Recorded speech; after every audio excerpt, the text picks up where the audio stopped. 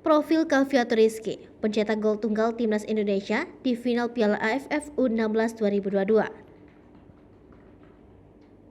Profil Kaviyatu Rizky mendadak banyak dicari warganet berkat gol indahnya di final Piala AFF U16 2022. Seperti apa Kaviyatu Rizky? Kaviyatu Rizky jadi penentu kemenangan final Piala AFF U16 2022 antara timnas U16 Indonesia versus Vietnam di Stadion Maguwo Harjo, Yogyakarta, Jumat 12 Agustus 2022 malam. Kaviyatu Rizky mencetak gol pada menit terakhir babak pertama melalui tendangan kaki kiri. Gol Kaviyatu Rizky memanfaatkan umpan cutback Rizky Afrizal dari sisi kanan lapangan. Tendangan Kaviyatu Rizky dari umpan melengkung berhasil menjebol gawang Vietnam sehingga skor berubah jadi 1-0. Gol Kaviyatu Rizky bukan satu-satunya pada ajang Piala AFF U16 2022. Dia mencetak 2 gol saat membabat habis Singapura 9-0 pada babak fase grup A Piala AFF U16 2022.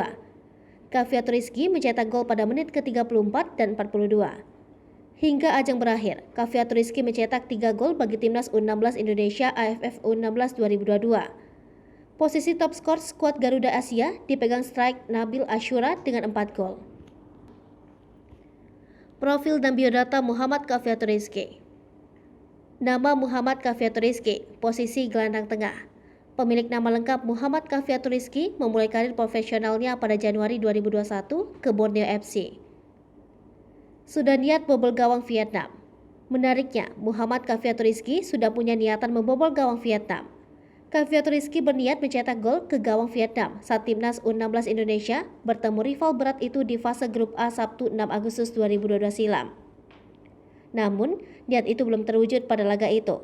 Timnas U16 Indonesia bisa membobol gawang Vietnam tapi bukan dari kaki Kaviyatu, melainkan dari Arkan Kakak Putra dan Muhammad Nabil Ashura. Mujur, niat Kaviyatu itu akhirnya terwujud pada panggung yang lebih besar. Final Piala AFF U16 2022 lewat sebuah gol indah melengkung di menit ke-47 babak pertama.